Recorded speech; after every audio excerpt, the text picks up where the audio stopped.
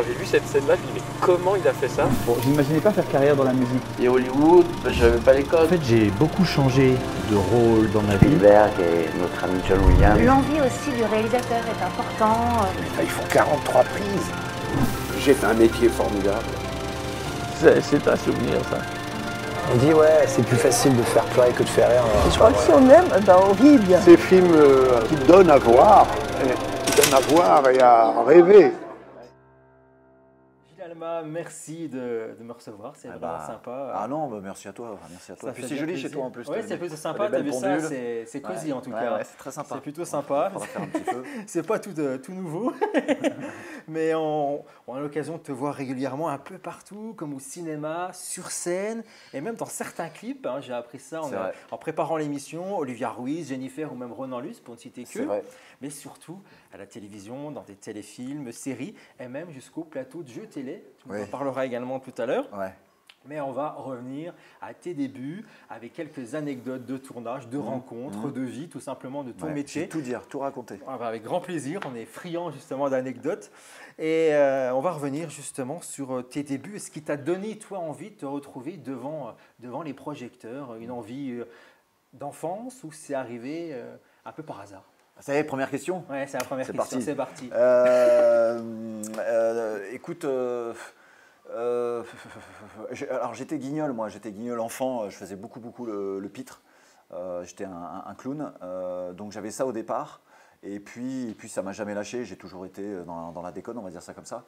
Et quand j'étais au lycée, mes potes me disaient « Gilles, tu devrais peut-être quand même essayer de faire du théâtre ». Moi, j'étais pas du tout parti pour faire ça. T'avais envie de faire quoi? T'avais une idée de métier que t'avais envie de faire? J'étais un peu perdu. Première année, alors, il faut savoir que j'ai passé 2 fois mon bac, 100% de réussite, je ne l'ai jamais eu, voilà, 0. Et donc la première année, je crois que j'avais demandé à faire une fac de droit. Voilà. Qu'est-ce que j'aurais été faire là-dedans, je ne sais pas. Et la deuxième année, quand même, je voulais faire... j'adore la nature et je voulais être paysagiste. Voilà, j'avais un truc comme ça. Donc voilà, et je faisais le con tout le temps, et mes potes me disaient « Gilles, tu devrais essayer de prendre des cours de théâtre ». Et je les ai écoutés, c'est-à-dire qu'en sortant de la deuxième fois où je n'ai pas eu le bac, bien sûr, je suis devenu poissonnier. Ah oui, ok. Je suis devenu poissonnier parce que mon grand-père était poissonnier, on a été poissonnier de génération en génération, tu vois. Donc j'étais poissonnier les mercredis, samedis, dimanches, et le reste du temps, je prenais des cours de théâtre, je me suis inscrit dans un cours de théâtre à Paris. Et donc ça a commencé comme ça, quoi. Tout simplement. Alors déjà les cours de théâtre, on a essayé d'apprendre un petit peu le métier, voilà. Et puis c'est les castings, oui c'est dur en fait, c'est-à-dire que j'ai surtout fait moi beaucoup de figurations, j'ai fait le clown pour les gamins, j'ai fait le Père Noël, j'ai vendu des bouteilles de martini en tête de gondole dans les supermarchés. Enfin j'ai tout fait. Animateur également. Voilà, j'ai tout fait, tout ce qui est où il y avait un cachet, je faisais pour avoir mon statut d'intermittent. D'accord. Les choses sont venues vraiment petit à petit.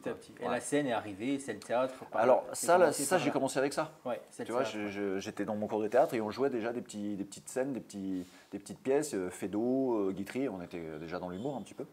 Et puis voilà, des créations, des machins. J'ai créé on était 3 sur scène, j'avais une troupe, quoi. On était les 3. Voilà, petit à petit, j'ai jamais lâché la scène. J'ai toujours. Mais jamais un seul en scène. Si. Ah si, mais après.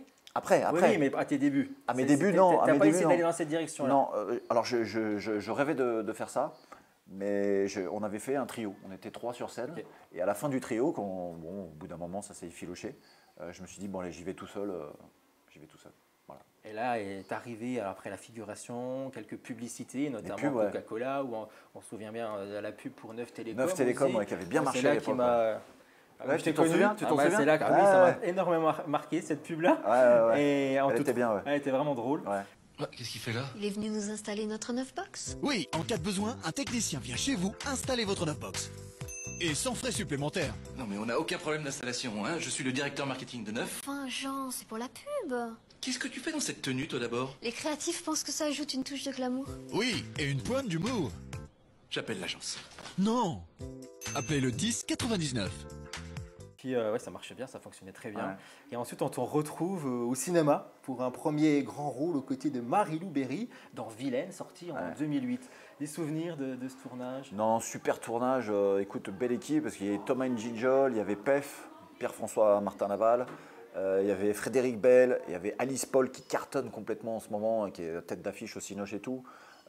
Joséphine Demeaux qui est dans César Wagner. Qui est dans César Wagner, qui fait ma commissaire. Donc c'était une super expérience. Non, qu'est-ce que je peux te raconter? Non, une fête de fin de tournage où le réalisateur faisait des tequila paf, il s'était ouvert la main. Voilà, je peux te raconter ça.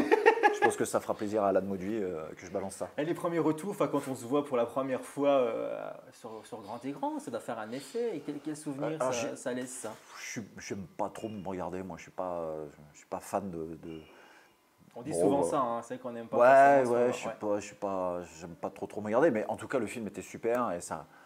Moi, j'étais très très heureux d'avoir tourné là-dedans. Ouais. Et ensuite arrive pour la télévision ton premier grand rôle de télé, un personnage récurrent, Alain, qui va te suivre durant 5 années sur TF1, nos chers voisins. Ouais.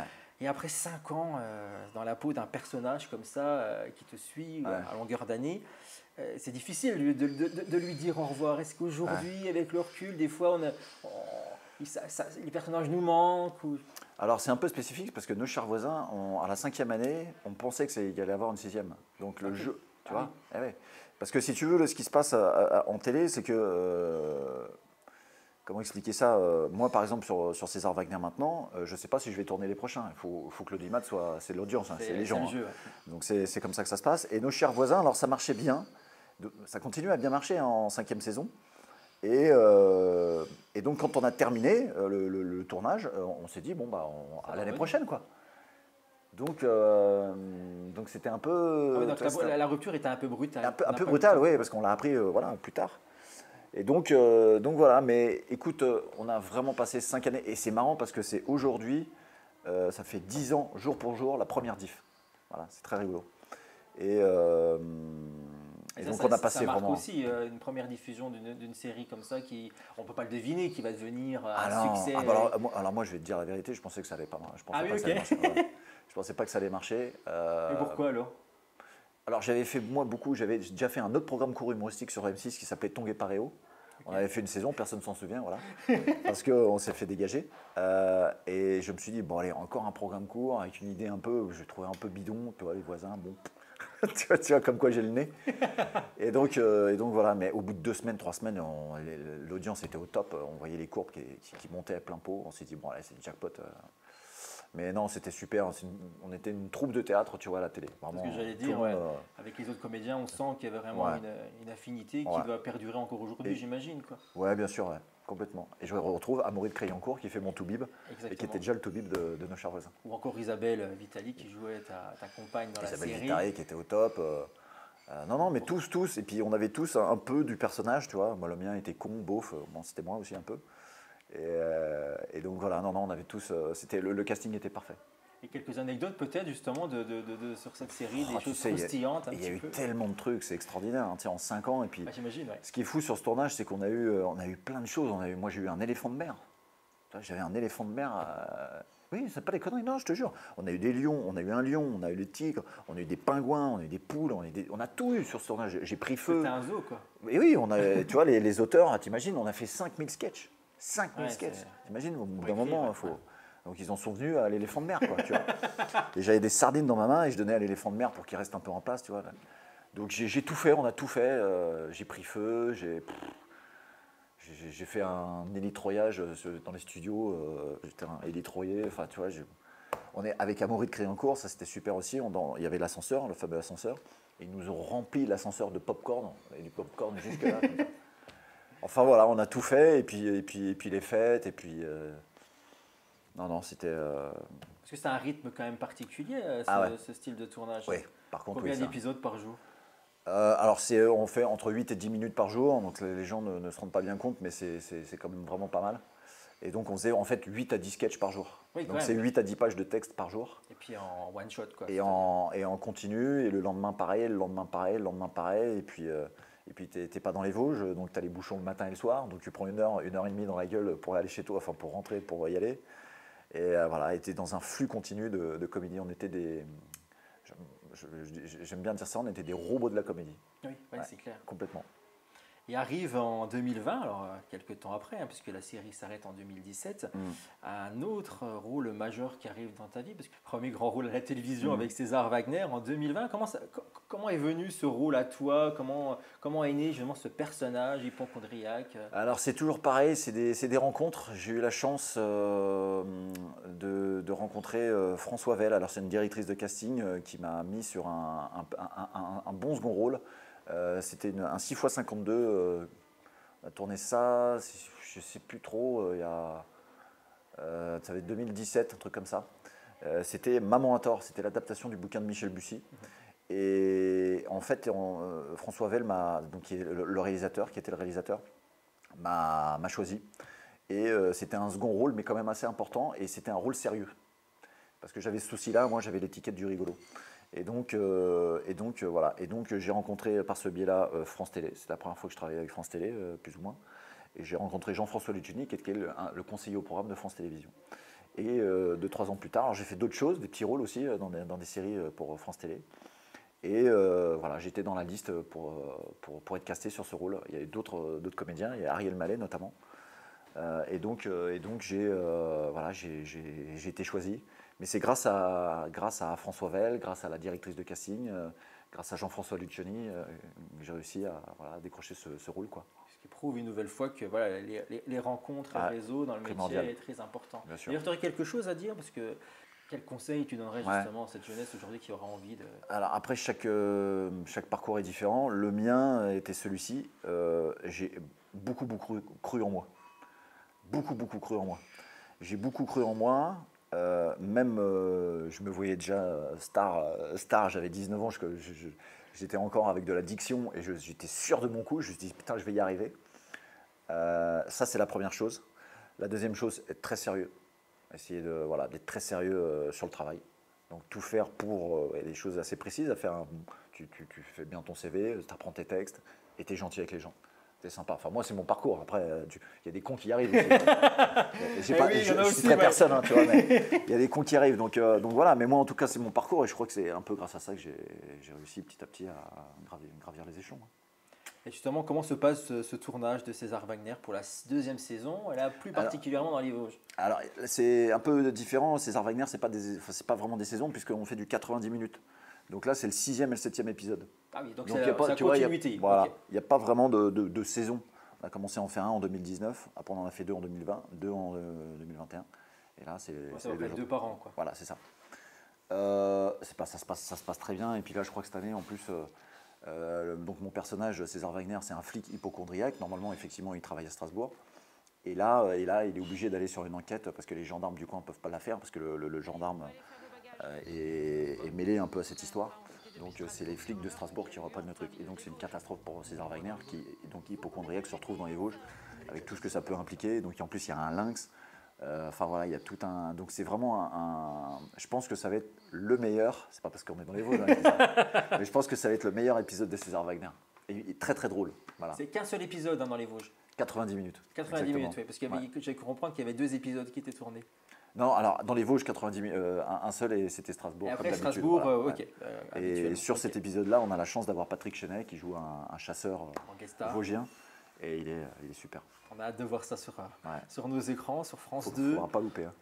Et la scène également, qui est aussi une de tes activités principales, le théâtre comme tu le disais au début, mais premier seul en scène en 2011 avec Gilles Alma, n'a pas un physique facile.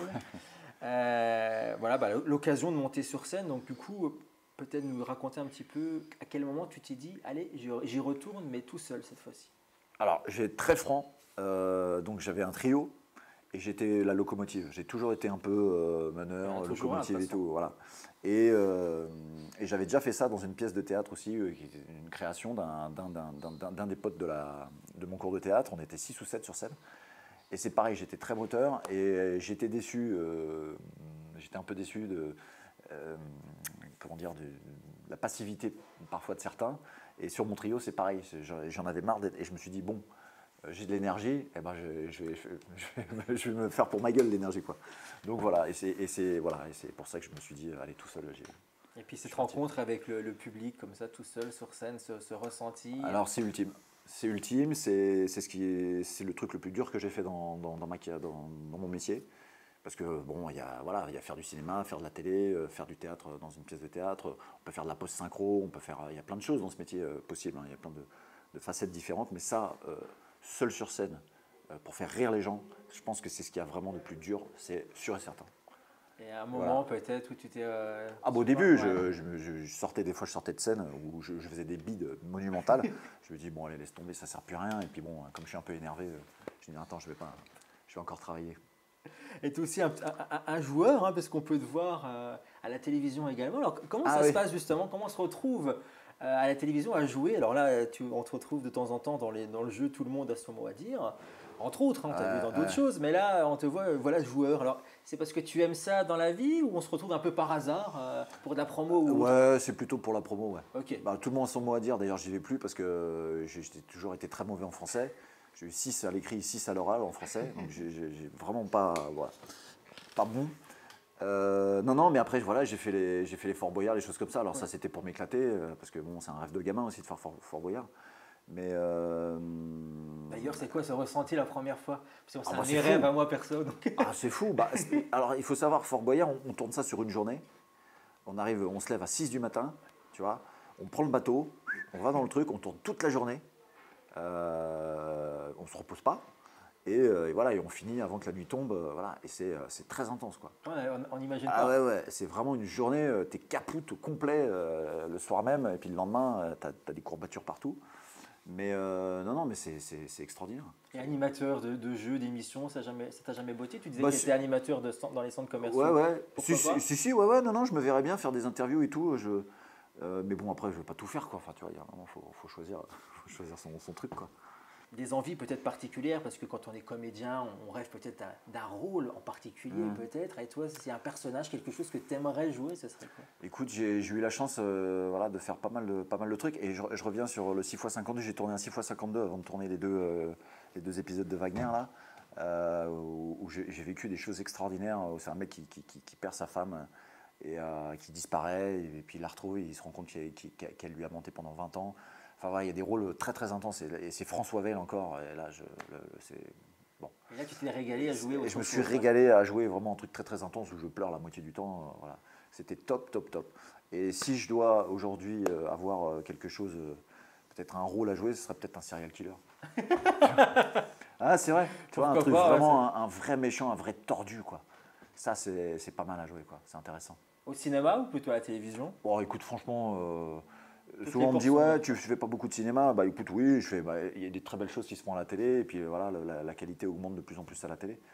Donc j'ai la chance de travailler déjà. Enfin voilà, j'ai fait une série sur Disney+, donc voilà, il y a les plateformes aussi, tu vois. Mais non, je m'en fous. Ouais, peu importe. Le cinéma, ça serait le top, tu vois, à ce moment-là, à Cannes et tout. Bon, oui, rêvons un peu. Voilà, exactement. Mais non, mais la télévision aujourd'hui a de l'ampleur quand on voit les plateformes également, Netflix, Disney+, comme tu disais il y a quelques instants. Donc la porte est ouverte vraiment à tout. Oui, et puis je suis déjà très heureux, quoi. En fait, on veut toujours plus. Là. Si ça continue comme ça, c'est déjà formidable, quoi. La scène également, et tu te produis sur scène avec ton compère, Benoît Joubert. Est-ce que tu peux nous le présenter et nous dire un peu quels sont tes projets avec lui? Alors Benoît Joubert, voilà, donc le spectacle, on a un spectacle qui s'appelle Gilles et Ben réunis, on est deux sur scène, voilà, c'est un duo. Et Benoît Joubert, on s'est rencontrés, alors c'est rigolo, on s'est rencontrés il y a 11-12 ans maintenant, sur un téléfilm pour France 3 qui s'appelait I Love Périgord. Et on faisait des gendarmes rugbyman homosexuels, alors que dans la vie, on n'est pas du tout gendarme. Et donc voilà, et bon, on est tombé amoureux, quoi, amicalement et artistiquement parlant. Donc ce qui s'est passé, c'est que j'ai produit son premier spectacle.